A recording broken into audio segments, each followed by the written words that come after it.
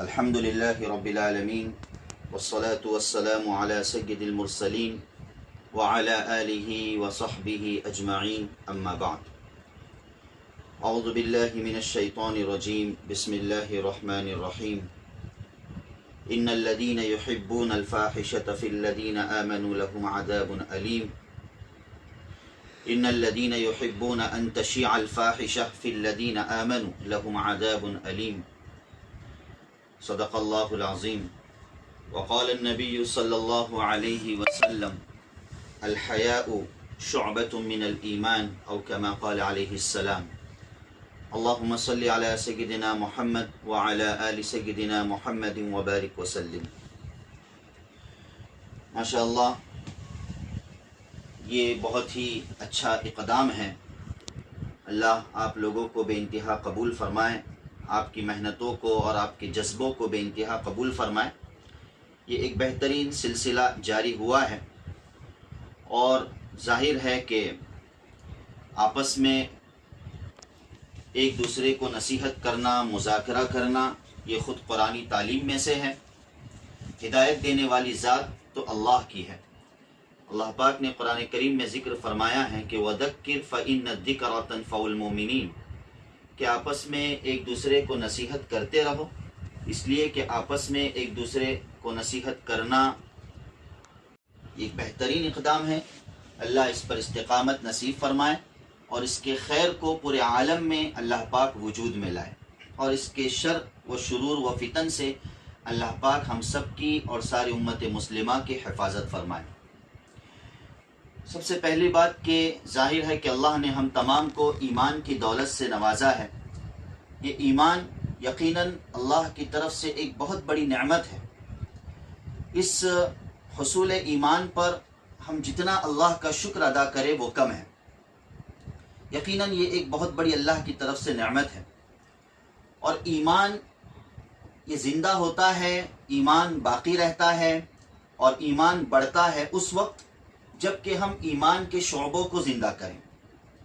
ایمان تو ایک ٹاپک ہے، ایمان تو ایک عنوان ہے، اور اس عنوان کے تحت اس کے بہت سارے شعبے ہیں، اس عنوان کے تحت اس کے بہت سارے دروازے ہیں.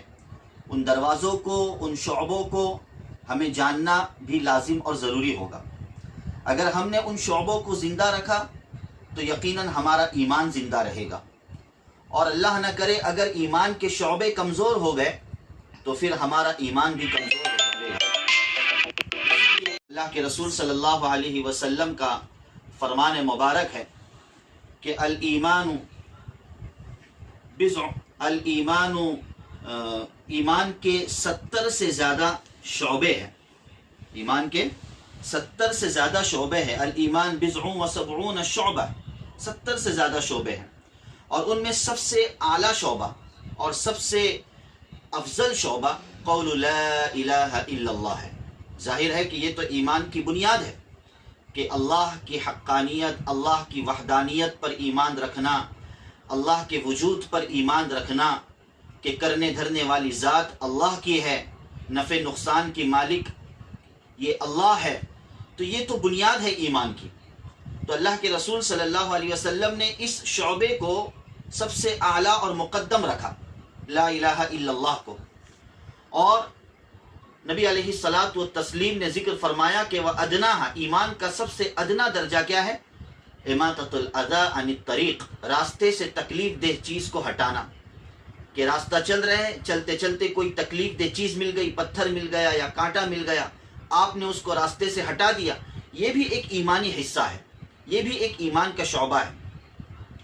ظاہر ہے کہ یہاں اللہ کے رسول صلی اللہ علیہ وسلم نے اس حدیث پاک میں ایمان کے افضل درجے کو بھی ذکر فرمایا اور ایمان کے ادنا درجے کا بھی اللہ کے رسول صلی اللہ علیہ وسلم نے تذکرہ فرمایا. اور پھر مستقلاً نبی کریم صلی اللہ علیہ وسلم نے آگے چل کر ذکر فرمایا وَالْحَيَاءُ شُعْبَةٌ مِّنَ الْإِيمَانِ، کہ حیا بھی ایمان کا ایک شعبہ ہے. حالانکہ اس اعلیٰ اور ادنا درجے کے درمیان جتنے بھی شعبے ہیں ان تمام شعبے میں حیا خود مستقل ایک شعبہ داخل تھا، مگر اللہ کے رسول صلی اللہ علیہ وسلم نے حیا کی اہمیت کو اجاگر کرتے ہوئے اور حیا کا ایمان کے ساتھ کتنا گہرا تعلق اور ربط ہے، اس کو بتلانے کے لیے اللہ کے رسول صلی اللہ علیہ وسلم نے حیا کو مستقلاً ذکر فرمایا۔ معلوم یہ ہوا کہ ایمان میں، اسلام میں حیا کا ایک بہت بڑا مقام ہے۔ اسلام میں، دین میں حیا کا ایک بہت بڑا مقام ہے، اس سے انکار نہیں کیا جا سکتا ہے۔ اور قرآن کریم نے جا بجا حیا کے تعلق سے ان اصول و ضوابط کا بھی قرآن کریم نے تذکرہ کیا ہے کہ ان اصولوں کو ہم اختیار کریں، ان ضوابط کو ہم اختیار کریں، تب جا کر ہم حیا کے مزاج پر قائم رہ سکتے ہیں۔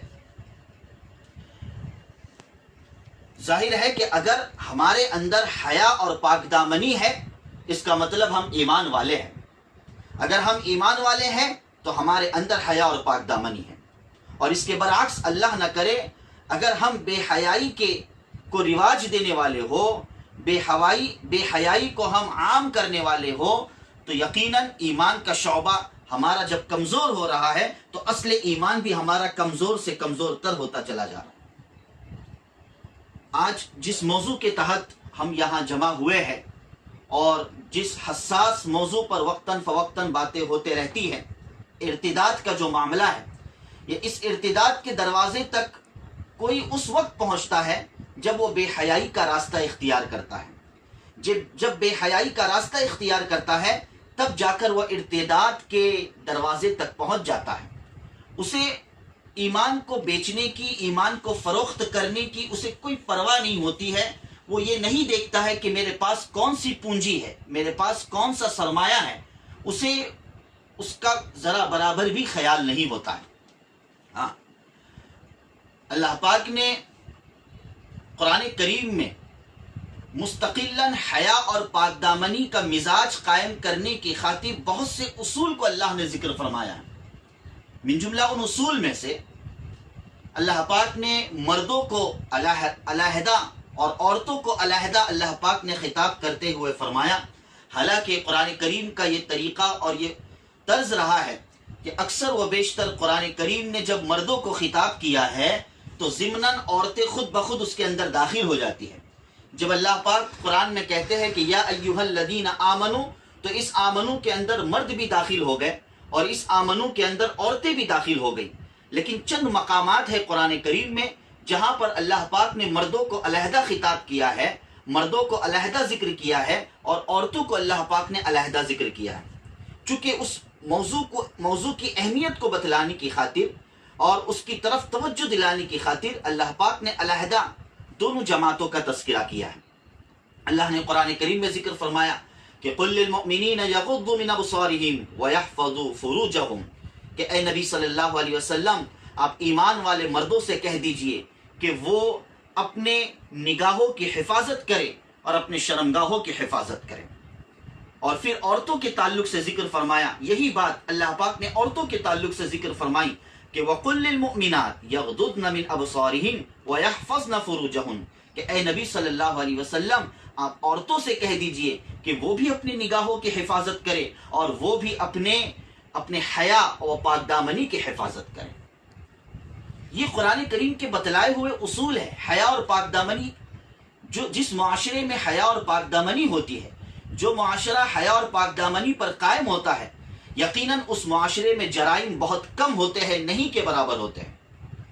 اور جس معاشرے میں بے حیائی عام ہوتی ہے تو ظاہر ہے کہ وہ معاشرہ جرائم کا مرتکب بن جاتا ہے، یکے بعد دیگرے کثرت سے اس معاشرے میں جرائم پنپتے ہیں۔ ہاں، اب ضرورت اس بات کی ہے کہ ہم حیا اور پاک دامنی کہتے کس کو ہے اس کو سمجھنے کی کوشش کریں۔ اگر ہمارے ذہن میں یہ ہو کہ حیا اور پاک دامنی، حیا کا مطلب با حیا ہونا، اس کا مطلب یہ ہے خصوصاً عورتوں کے تعلق سے کہ کوئی عورت، کسی عورت کے تعلق سے ہم کہیں کہ یہ فلانی عورت حیا والی ہے، پاک دامن ہے، تو حیا اور پاک دامنی کا مطلب صرف اتنا ہی ہے کہ وہ برقع پہننے والی ہو، وہ پردہ کرنے والی ہو؟ تو کیا حیا اور پاک دامنی کی ابتدا برقعے و پردے سے ہو اور حیا اور پاک دامنی کی انتہا برقعے و پردے پر یعنی گویا کہ ختم ہو جائے؟ نہیں، برقع و پردہ یقیناً حیا کی ایک سیڑھی ہے، حیا کا ایک سبق ہے. برقع و پردہ یقیناً حیا و پاک دامنی کا ایک ذریعہ ہے، اس سے انکار نہیں کیا جا سکتا. اللہ تعالیٰ نے اسی برقع و پردے کا قرآن کریم میں مستقلاً تذکرہ فرمایا ہے، مستقلاً اللہ نے اس کا ذکر فرمایا. لیکن ہماری سوچ بڑی محدود ہے. ہم یہ سمجھتے ہیں کہ ہماری بچی، ہماری لڑکی اگر برقع پہنتی ہے، ہماری لڑکی اگر نقاب لیتی ہے، اپنے آپ کو چھپاتی ہے، تو یقیناً وہ بڑی باحیا ہے. اللہ اسے باحیا بنائے. لیکن حیا فقط برقعے اور پردے تک محدود نہیں ہے، بلکہ حیا نام ہے مزاج کے تبدیل ہونے کا، حیا نام ہے طبیعت کے بدلنے کا، حیا نام ہے نظر اور اسی طریقے سے غور و فکر کے تبدیل ہونے کا. جی ہاں، ضرورت اس بات کی ہے کہ ہم حیا کے مطلب کو اور حیا کے معنی کو سمجھے، کہ جس طریقے سے برقعے اور پردے کے ذریعے سے اپنے آپ کو دوسروں سے چھپانا، اجنبیوں سے بچانا، یقیناً یہ حیا کی ایک قسم ہے اور حیا کا ایک ذریعہ ہے. اسی طریقے سے ہم قرآن کریم کے ان اسلوب کو اور ان اصولوں پر گویا کہ ہم غور و فکر کریں، جن اصولوں کو اللہ پاک نے بتلایا ہے کہ عورتیں معاشرے میں کس طریقے سے رہے، کس طریقے سے عورتیں معاشرے میں رہیں. اسی لیے کہا کہ عورت کا سب سے بہتر پردہ، عورت کا سب سے بہتر برقع کون سا ہے، پردہ کون سا ہے. اللہ پاک نے قرآن کریم میں ذکر فرمایا کہ وَقَرْنَ فِي بُيُوتِكُنَّ، کہ عورت اپنے گھروں کو لازم پکڑے. یعنی عورت کا گھر میں ٹھہرنا، عورت کا گھر میں رہنا، یہ اس کے حق میں سب سے بہتر پردہ ہے. اور اگر بالفرض کسی ضرورت کے پیش نظر اسے باہر نکلنا پڑے تو پھر شریعت نے یہ بتلایا ہے، قرآن کریم نے یہ تعلیم دی ہے کہ وَلَا تَبَرَّجْنَ تَبَرُّجَ الْجَاهِلِيَّةِ الْأُولَى، کہ وہ جاہلیت اولا کی طرح بناؤ سنگار کر کے نہ نکلے گھر سے. جی ہاں، جاہلیت، زمانے جاہلیت، اللہ کے رسول صلی اللہ علیہ وسلم کی بعثت سے پہلے کے زمانے کو زمانے جاہلیت کہا جاتا ہے. قرآن کریم نے بتلایا ہے کہ اس طرح بناؤ سنگھار کر کے نہ نکلو جس طرح زمانے جاہلیت میں بناؤ سنگھار کر کے نکلا جاتا تھا، اور وہ بناؤ سنگھار مردوں کو اپنی طرف مائل کرنے کا ذریعہ و سبب بنتا تھا. جی ہاں، اور پھر مزید قرآن کریم اور آگے جا کر عورتوں کے تعلق سے حیا اور پاک دامنی کے اصول کو ذکر فرماتا ہے کہ جب کسی اجنبی سے بات کرنے کی نوبت بھی اگر آ جائے تو بات کرنے میں تم اس بات کا خیال رکھنا کہ تم اپنی اصل و فطری آواز سے کسی مردوں سے اور اجنبی سے اپنی اصل آواز سے گفتگو اور بات نہ کرنا، اس لیے کہ تمہاری آواز میں لطافت ہوتی ہے، تمہاری آواز میں لچک ہوتی ہے. قرآن کریم کہہ رہا ہے فَلَا تَخْضَعْنَ بِالْقَوْلِ فَيَطْمَعَ الَّذِي فِي قَلْبِهِ مَرَضٌ، کہ تم اس انداز سے بات نہ کرو جیسے عام حالات میں بات کرتے ہو، کہیں ایسا نہ ہو کہ جس کے دل میں بے حیائی پنپ رہی ہو وہ تمہاری طرف مائل ہو جائے.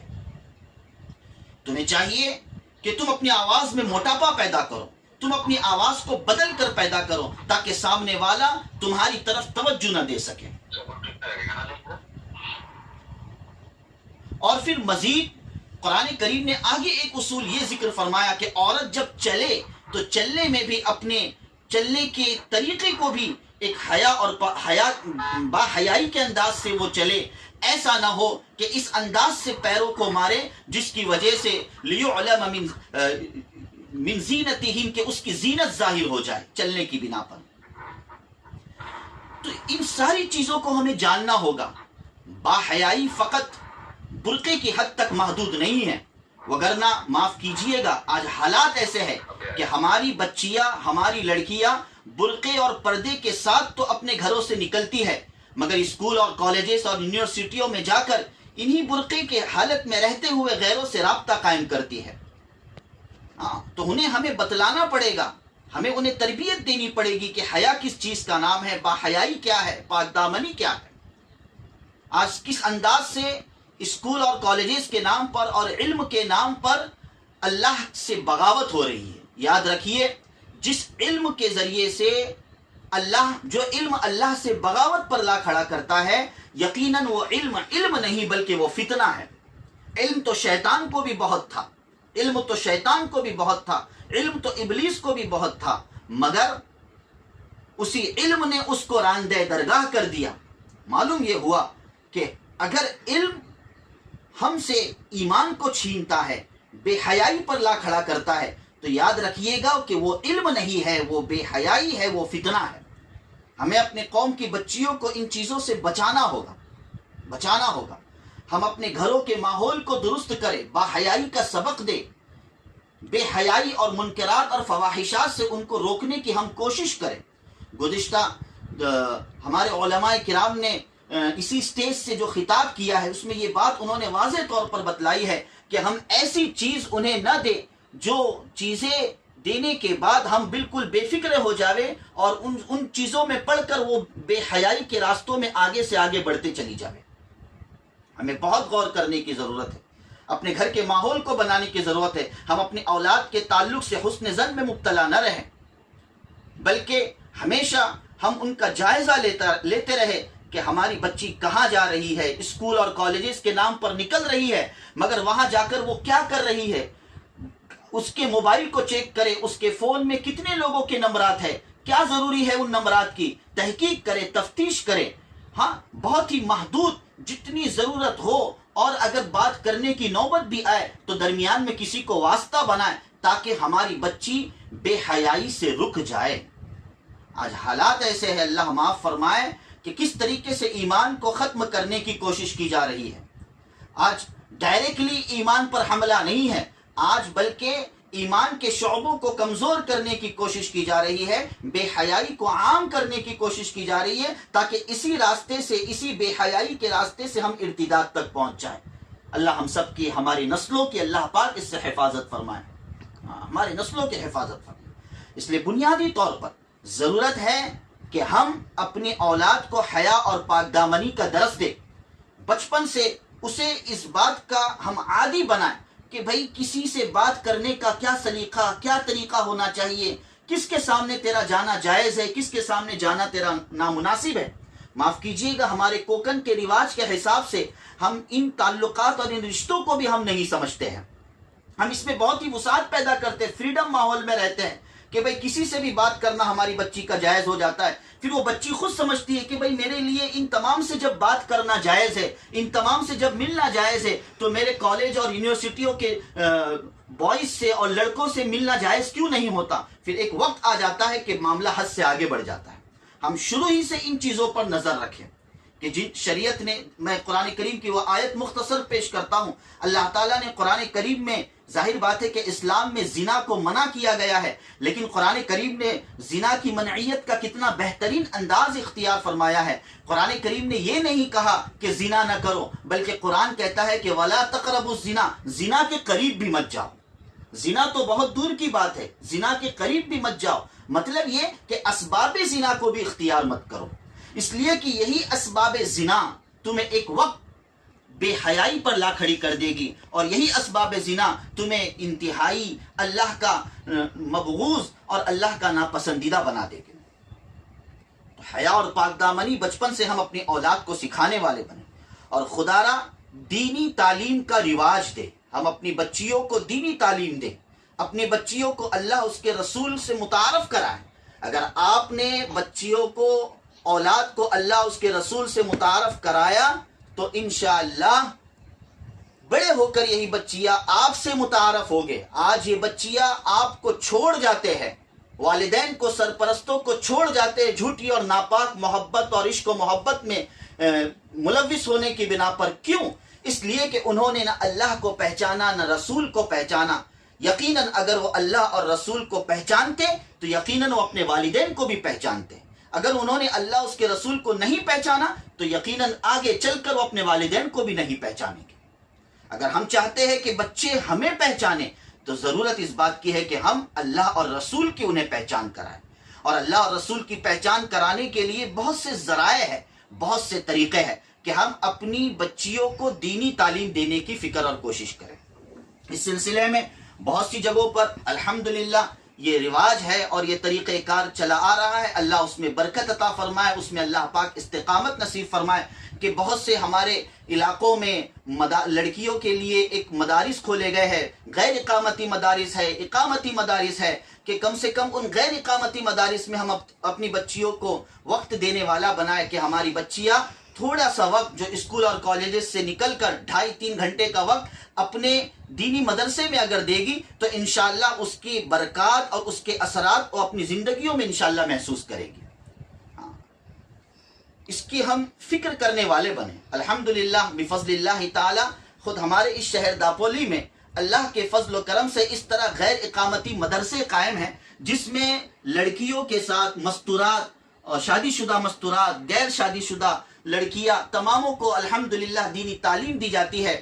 مدرسہ اگرچہ محدود اور چھوٹا سا ہے مگر فکر یہ کی جاتی ہے کہ مختلف جگہوں پر ہم ہفتے واری کم سے کم مدرسہ شروع کریں جہاں پر علاقے کی بچیاں جڑے، علاقے کی عورتیں اور مستورات جڑے اور ان کے سامنے یہی ایمان کی باتیں کرے، عقائد کی باتیں کرے، ان کے ایمان اور عقیدے کے مضبوط کرنے کی ہم فکریں کریں اور انہیں ارتداد کی نحوست بتلائے کہ ارتداد کتنا گھناؤنا جرم ہے، اللہ کے نزدیک کتنا ناپسندیدہ جرم ہے، وہ ہم بتلانے والے بنیں۔ تو یہ کوشش ہونی چاہیے کہ ہم اپنی بچیوں کو اپنے قریبی اگر ممکن ہے تو قریبی مدرسوں میں اور اس طریقے کے تعلیمی اداروں میں اور جگہوں پر داخل کرنے والے بنیں تاکہ ہماری بچیاں دینی تعلیم کے ذریعے سے اللہ اور اس کے رسول صلی اللہ علیہ وسلم کو پہچاننے والی بنیں۔ اور اسی طریقے سے اپنے گھر میں ہم دینی تعلیم کا اور بہترین تربیت کا رواج دیں، حیا اور پاک دامنی کا بار بار تذکرہ کریں۔ جس چیز کا بار بار تذکرہ ہوتا ہے اس کا اثر انشاءاللہ ہم اپنے وجود میں محسوس کریں گے، اپنے وجود میں محسوس کریں۔ اسی لیے ایک حدیث پیش کر کے میں اپنی بات کو ختم کرتا ہوں کہ نبی کریم صلی اللہ علیہ وسلم نے جو زمانہ ذکر فرمایا تھا اور جو قیامت سے پہلے کا وقت ذکر فرمایا، کیا وہ وقت ابھی اور آنے والا ہے؟ 60-70 سال کے بعد شاید آنے والا ہے؟ نہیں، وہ زمانہ اور وہ وقت آ چکا ہے کہ ہم کب ایمان والے اور کب مسلمان ہیں اور کب ایمان و اسلام سے نکل رہے ہیں ہمیں اس کا احساس بھی نہیں ہوتا۔ نبی کریم صلی اللہ علیہ وسلم نے فرمایا کہ بادروا بالاعمال فتنا، کہ تم اعمال پر قائم رہو، تم ایمان پر قائم رہو، ہر ایک طریقے پر ایمانی تقاضوں کو پورا کرتے رہو۔ کیوں؟ اس لیے کہ قیامت سے پہلے ایک ایسا زمانہ آئے گا کہ جس طرح فتنے بالکل تاریکی رات کی طرح فتنے یکے بعد دیگرے آتے چلے جائیں گے کہ یصبح الرجل مؤمن ویمسی کافرا ویمسی مؤمن ویصبح کافرا، کہ جس طرح آدمی صبح کو ایمان کی حالت میں ہوگا، شام میں بستر پہ جاتے جاتے وہ ایمان سے نکل چکا ہوگا، شام کو سوتے وقت تو وہ ایمان کی حالت میں ہوگا مگر اٹھنے سے پہلے وہ ایمان سے نکل چکا ہوگا۔ کیا وہ وقت آ نہیں پڑا ہے؟ کیا ہم یہ سمجھتے ہیں کہ یہ حدیث اور یہ باتیں شاید 60-70 سال اور چلے جائے، 100 سال اور چلے جائے اس کے بعد وہ زمانہ آنے والا ہے؟ نہیں، آج کثرت سے ایمان سے ہماری بچیاں نکل رہی ہے، یہ وہ زمانہ آ چکا ہے۔ یہ آج بات نمازی اور بے نمازی کی نہ رہی، آج بات روزے دار اور غیر روزے دار کی نہ رہی، آج تو بات بہت آگے بڑھ چکی ہے۔ آج معاملہ ایمان اور عدم ایمان کا ہے۔ کل قیامت کے دن اللہ تعالی ہم سے سوال کرے گا۔ کیا ہی بہتر ہوگا ہم جنہیں اللہ تعالیٰ نے ایک رسوخ دیا ہے، ایک اچھا موقع دیا اللہ تعالیٰ نے، علاقے میں ان کی باتیں مانی جاتی ہے، ان کا اثر و رسوخ ہے، تو وہ اس سلسلے میں متفکر ہو جائے اور اپنے علاقائی اعتبار سے اپنے تعلقی لیول پر کسی نہ کسی درجے میں فکر کرے کہ کس طریقے سے کوئی بھی ہماری تعلقی کی لڑکی کسی غیر مسلم کے ساتھ بھاگ کر ایمان سے نہ نکل جائے اور غلط کام نہ کر بیٹھے، اس کی ہم فکر کریں۔ افسوس تو یہ ہوتا ہے کہ جب یہ معاملہ ہو جاتا ہے تو اس پر ہم تھوڑا سا افسوس کا اظہار کرتے ہیں اور سبق بند کر دیتے ہیں، کتاب بند کر دیتے، گویا کہ سب سے زیادہ متفکر ہم ہی ہے۔